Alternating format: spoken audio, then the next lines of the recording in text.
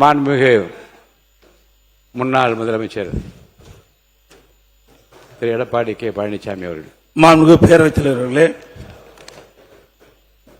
சட்டப்பேரவை விதி எண் 55 கீழ் அவசர பொதுமக்கித்துவம் நிகழ்வு குறித்து பேரவையுடைய கவனத்திற்கு மயிலாடுதுறை மாவட்டம் திருமுல்லை வாசல் ஊராட்சி தொடுவாய் கிராமத்தைச் சேர்ந்த 4 மீனவர்கள் சவுதி அரேபியாவில் தங்கி மீன்பிடித்து தொழில் ஈடுபட்டு வந்தார்கள்.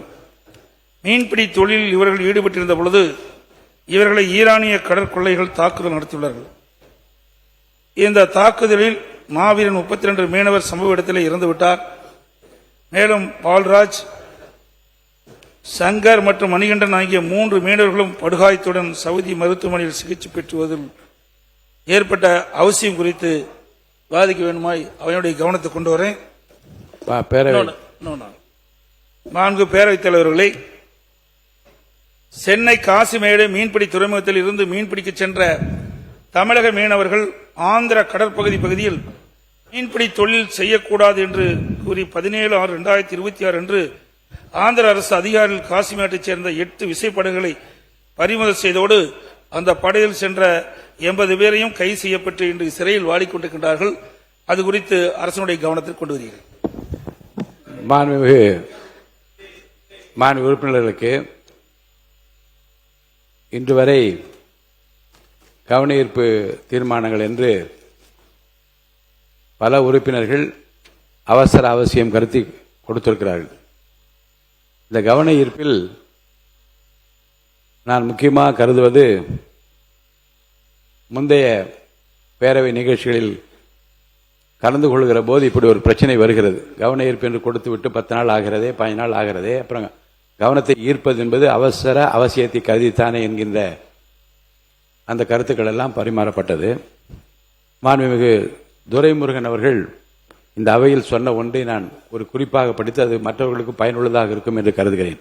மாண்புமிகு பேரவைத் தலைவர் அவர்களே, மாண்புமிகு எதிர்க்கட்சித் தலைவர் அவர்கள் ஒரு கவன ஈர்ப்பு அறிவிப்பை கொடுத்திருக்கிறேன், பேச வேண்டும் என்கிறார்.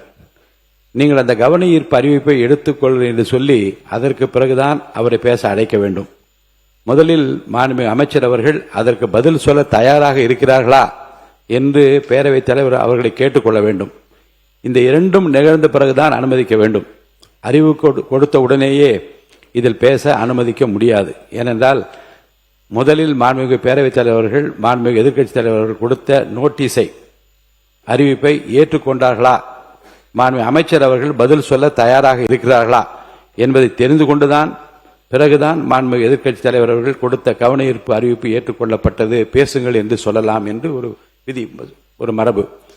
ஆனால் துறையிடமிருந்து அந்த பதில்கள் எல்லாம் வரப்பெற்றவுடன் எடுத்துக்கொள்வதுதான் மரபாக இருந்திருக்கிறது. ஆனாலும் கூட அவசர அவசியத்தை கருதி இதில் எத்தனை அக்கறையோடு உறுப்பினர்கள் இருக்கின்றார்கள், நம்மால் தேர்ந்தெடுக்கப்பட்டவர்கள் ஒரு நிகழ்வு ஏற்படுகிற போது எவ்வளவு அக்கறையோடு நமக்காக குரல் கொடுக்கின்றால் என்று மக்கள் தெரிந்து கொள்ள வேண்டும் என்பதற்காகவும் சம்பந்தப்பட்ட பாதிக்கப்பட்ட மக்களுக்கு ஒரு ஆறுதலாக அது இருக்கும் என்ற அடிப்படையிலே தான் மென்ஷன் செய்யுங்கள், பதிவு செய்யுங்கள் என்று நான் சொன்னேன். இப்போது பதிவு செய்திருக்கின்றீர்கள்.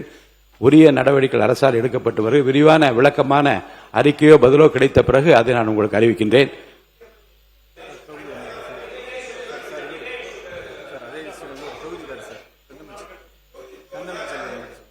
பேசு.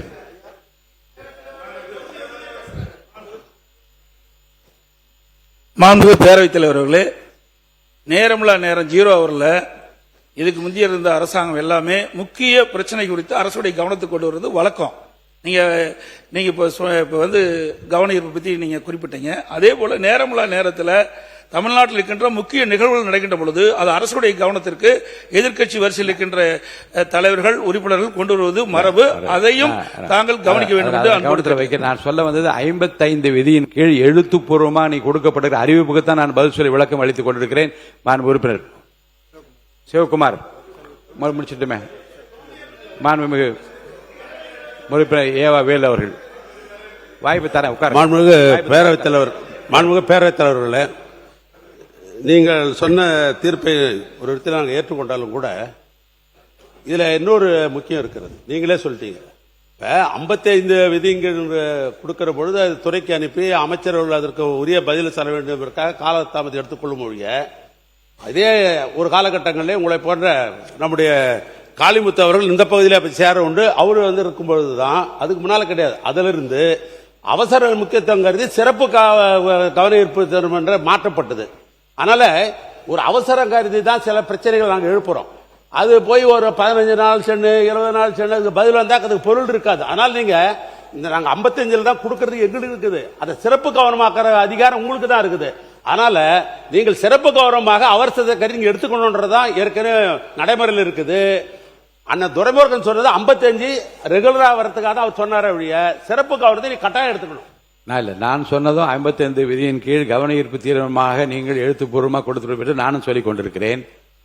ஏற்கனவே இருமுறை இதே அவையில் சிறப்பு கவன ஈர்ப்பு தீர்மானமாக சிலவற்றை ஏற்றுக்கொண்டு நாம் விவாதித்திருப்பதை நீங்கள் அறிவீர்கள். அந்த நடைமுறை தொடரும்.